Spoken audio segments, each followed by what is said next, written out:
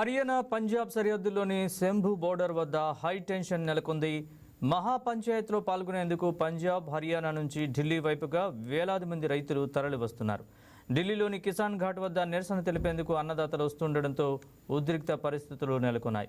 ప్రతిపాదిత భారత్-అమెరికా వాణిజ్య ఒప్పందంలో భాగంగా తక్కువ ధరకు సబ్సిడీతో కూడిన అమెరికా వ్యవసాయ ఉత్పత్తులకు భారత మార్కెట్లను తెరవడాన్ని వ్యతిరేకిస్తూ రైతులు నిరసనకు దిగుతున్నారు.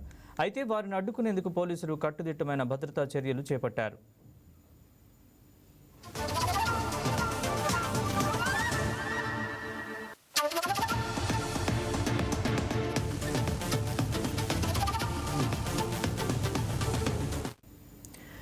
ఢిల్లీలోని కిసాన్ ఘాట్ వద్ద మహాపంచాయత్కు దేశ్ బచావో మోర్చా పిలుపునిచ్చింది. దేశవ్యాప్తంగా సుమారు 550 రైతు సంఘాలు, సామాజిక సంస్థలు ఇందులో పాల్గొననున్నాయి. అయితే నేడు ఈ నిరసన కార్యక్రమంలో పాల్గొనేందుకు కిసాన్ మజ్దూర్ సంఘర్ష్ కమిటీ ఢిల్లీకి బయలుదేరుతున్నట్లు ప్రకటించింది. దీంతో శంభు సరిహద్దును పోలీసులు మూసేశారు. రైతుల్ని అడ్డుకునేందుకు భారీ బందోబస్తు ఏర్పాటు చేశారు.